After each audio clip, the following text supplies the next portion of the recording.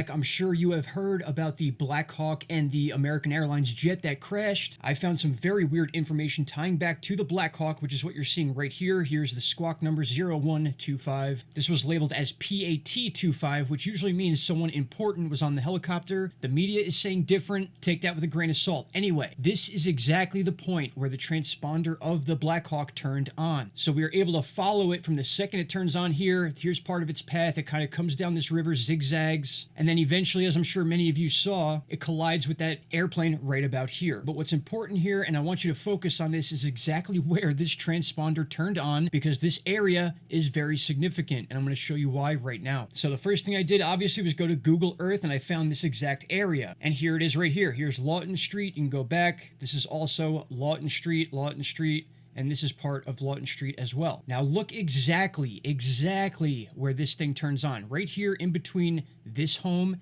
and this home. Now I'm going to go right to this spot closest to the street right here. Here we go. Switch over to Google Earth. We'll zoom down, and this house is right here. The transponder turned on right here above these trees, and here is the kicker, my friends. When you go on Google Earth, usually you see most of the houses on Street View. The only house blurred out is this one. Right here, take a look at this. We're going to turn around this way. Gone. You cannot see this house from any angle on Google Earth. Now, this is something you can call Google Earth and request if you have issues, privacy concerns. You can have this done. But I mean, come on. What are the chances of this? This is exactly where that helicopter transponder turned on, and the only spot we can start following the chopper. So let's exit out of here. Once again, here is that house with the white driveway.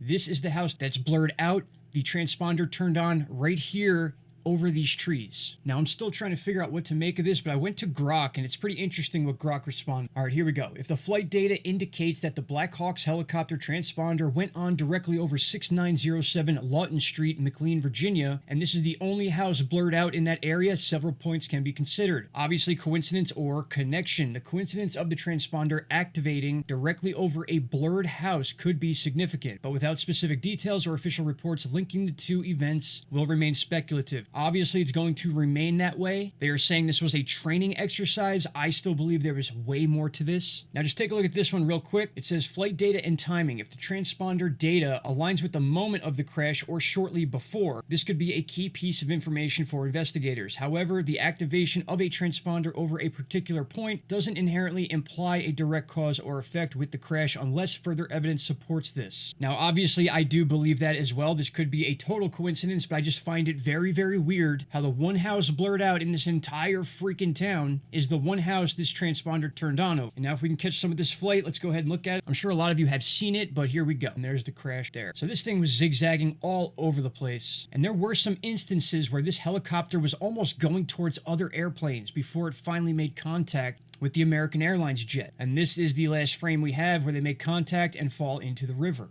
I don't know, everybody. This is just very strange. And also, I broke this yesterday that the Doomsday plane left Omaha right after the crash and flew directly to Washington, D.C. This plane is only used for like very specific things, very high military stuff, transporting important people like the president, which then in that case would be called Air Force One. But this thing literally beelined from Omaha, Nebraska, all the way to the site of the crash, looped around and then landed at Joint Base Andrews. Here's another shot of it. This is when it came in towards Washington, looped around the area of the crash, and then it's going to circle and go right to Andrews right here. Now, for those of you that know what this plane is for, you already know that this is super rare. I talked to multiple members of the military, active and retired, who said that this is a key part of this story. They didn't say why or what, but they said if this thing's in the area after a crash like that, something very important happened that we probably don't know about. All right, my friends, I wanted to try to keep this short so we could digest this information in shorter videos. I'll have much more info out throughout the day. Check out the X, Instagram, and TikTok channels, as well as YouTube, obviously, because as always, I can talk about certain things on certain sites and other things on others. All right, everyone, prayers to all involved. Please leave your thoughts down below, and I'll see you all in the next one. Take care. Bye-bye. Stop right there, my friends. If you have not already, click that subscribe button and don't forget to hit the bell icon. Click all and you will get all notifications from this channel. And trust me, you won't be disappointed.